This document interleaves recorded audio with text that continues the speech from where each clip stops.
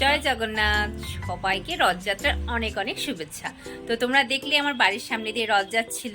তো যেহেতু আমাদের বাড়ির সামনে কালী মন্দির, ওখানে আমাদের রথের মেলা হয়, রথ উৎসব হয়, জগন্নাথদেবের পুজো হয়। এই বছর কালো সূর্যের জন্য আমরা মেলাতে যাব ঠিকই, কিন্তু পুজো টুজো কিছু এবার দিচ্ছি না। তো আমরা এখন রেডি হয়েছি, শ্রুতিরাজও রেডি। বাইরে এখন আমরা সবাই মিলে যাচ্ছি মেলাতে। চলো তোমাদের সাথে শেয়ার করবো। আমরা প্রথমেই চলে আসলাম জগন্নাথ দেবকে দর্শন করতে। এতটা ভিড় ছিল যে শ্রুতিরাজকে আর ভেতরে ঢুকাতে পারলাম না, আর আমিও আর ভেতরে ঢুকলাম না। আর ভেতরে ঢুকলাম না কারণ আমাদের কালো সূর্য আছে, এইভাবে সবাইকে ছোঁয়াছুঁই অনেকে হয়তো মানে, আবার অনেকে মানেও না। কালো সূর্য বলে সে ভেতরে ঢুকলাম না। আর দেখতে পাচ্ছ কতটা ভিড়, আর এই ভিড়ের মধ্যে শ্রুতিরাজকে নিয়ে হাঁটা যাচ্ছেই না, মানে ইম্পসিবল হয়ে যাচ্ছে। মানে আমি ভাবছি যে কেন এই ভিড়ে আমি বের হলাম। অসম্ভব ভিড় আর অসম্ভব গরম লাগছিল।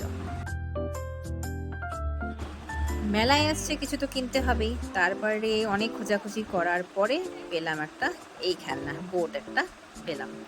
আর লটকা কিনবো না রথের মেলায় এসে, তা কি হয় বলো? লটকাকে দেখে কে ভালোবাসে বলো তো? আমার তো দারুণ লাগে, যে কোনো টক ফলই আমার ফেভারিট।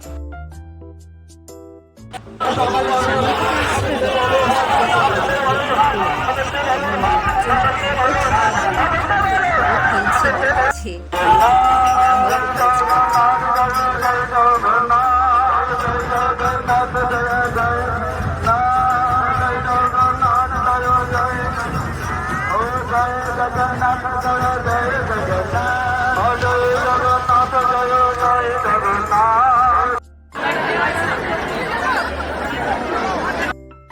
তারপরে আমরা চলে গেলাম জুডিওতে, শ্রুতিরাজের মোস্ট ফেভারিট একটা প্লেস। আর সেখানে গিয়ে একটু ফটোশ্যুট করে নিল শ্রুতিরাজ, আর শ্রুতিরাজ পেয়ে গেল শ্রুতিরাজের এক ফ্রেন্ডকে। তো ফ্রেন্ডকে পেয়ে খুব খুশি। দেখো গলা জড়িয়ে এবার ফটোশ্যুটও করছে, মানে গলাটা টিপেই ধরছে প্রায়। ফটো মানে কীভাবে আদর করবে এটা বুঝতে পারে না। তো সারাটা দিন আমাদের আজকে এভাবে কাটলো।